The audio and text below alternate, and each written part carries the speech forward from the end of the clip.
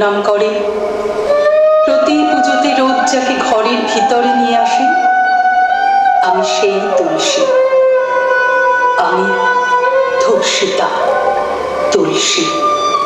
জঘন্য কাজটা করলেন আমারই উপাস্য, আমার পরম প্রিয়, আমার গুরু, আমার সর্বস্ব শ্রী ভগবান বিষ্ণু।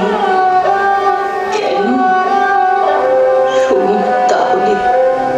আমার পিতা ধর্মান্ধরাজ, মাতা মাধবী। পুণ্য প্রভাতে স্নানের পর আমি নারায়ণের নাম গান করতাম। আমি বেশ বুঝতে পারতাম এক দৈব শক্তির আবির্ভাব ঘটছে আমার দেহে মনে। কেন্দ্রীভূত এই প্রার্থনার প্রভাব এতটাই যে যতক্ষণ প্রার্থনা চলবে কোনো অপশক্তির ক্ষমতা নেই সেই বৃত্তে প্রবেশ করার। আমি যখন অসুররাজ জলন্ধরকে স্বামী রূপে বরণ করলাম, দেবতারা বিরক্ত, ক্ষুব্ধ এবং ভীত হলেন। আমার প্রাণাধিক প্রিয় আমার স্বামী জলন্ধর, তার বীরত্বের খ্যাতি ছড়িয়ে পড়েছে স্বর্গ, মর্ত, পাতাল সর্বত্র। মহাবীর জলন্ধরের সঙ্গে এঁটে উঠতে পারছিলেন না দেবতারা, বারবার পরাজিত হচ্ছিলেন তারা। এক একটি যুদ্ধ জয় করে ফিরে আসতেন সুপুরুষ প্রেমিক জলন্ধর। তার ব্যাকুল চোখ রাজমহলে খুঁজে বেড়াতো আমাকে। বারবার পরাজিত দেবতাদের যত রাগ আমার স্বামীর উপর। আমার তপস্যার তেজ বলয়ে সর্বদা ঘিরে থাকেন অসুররাজ।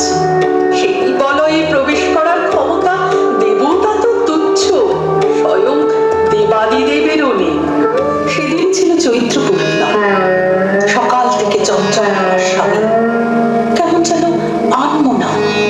ডেকে উঠলাম, রাজা। দু হাতের অঞ্জলিতে তুলে ধরলেন আমার মুখ। তুলসী, আজ চৈত্র পূর্ণিমা। তোমাকে ছেড়ে আজ রণভূমিতে যেতে ইচ্ছে করছে না। স্বয়ং মহাদেব অবতীর্ণ হবেন। মহাদেব? তোমার দেবতা? তোমার পিতা মহাদেব আসছেন আজ তার মানসপুত্র জলন্ধরকে শাসন করতে? যুদ্ধে সম্পর্কের কোনো স্থান নেই তুলসী। আজ আমার বড় আনন্দের দিন। এতদিনে সমানে সমানে যুদ্ধ হবে দেবতা অসুরে। সাজিয়ে দিলাম আমার স্বামীকে। আজ কেন জানি না ভয় করছে আমার। আমার ঐশ্বরিক ক্ষমতা জানা সত্ত্বেও আজ ভয় করছে আমার। স্বামী যুদ্ধে চলে যাওয়ার পর পুজোয় বসার আয়োজন করলাম। আমার ঐশ্বরিক ক্ষমতার উপর আমার স্বামীর ছিল অন্ধ বিশ্বাস। তিনি জানতেন যতক্ষণ আমি পুজোয় বসে থাকবো ত্রিভুবনের কারোর ক্ষমতা নেই তার ক্ষতি করার। তিনি ভরসা করতেন আমাকে। মৃত্যুর করাল থাবা যখন তাকে আঘাত করছে তখনও তিনি আমাকে খুঁজছেন।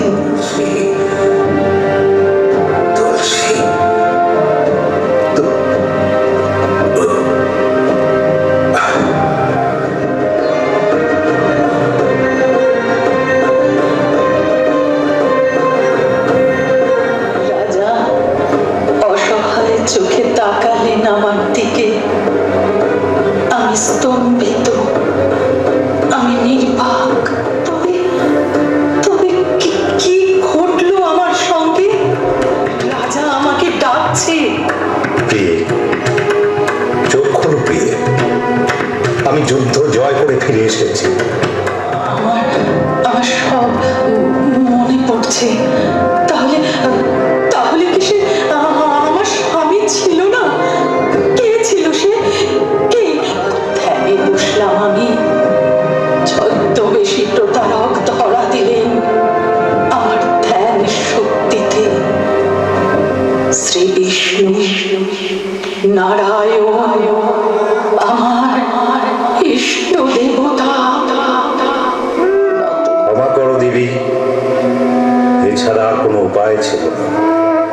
সবাই জানে যতদিন তোমার সতীত্ব থাকবে ততদিন ততদিন জলন্ধর অপরাজিত থাকবে। আমি আপনাকে অভিশাপ দিচ্ছি নারায়ণ, আপনি পূজিত হবেন আপনার রূপে নয়, পূজিত হবেন এক খণ্ড পাথরে। আমার অভিশাপে শালগ্রাম শিলারূপে পূজিত হবেন ভুবনে।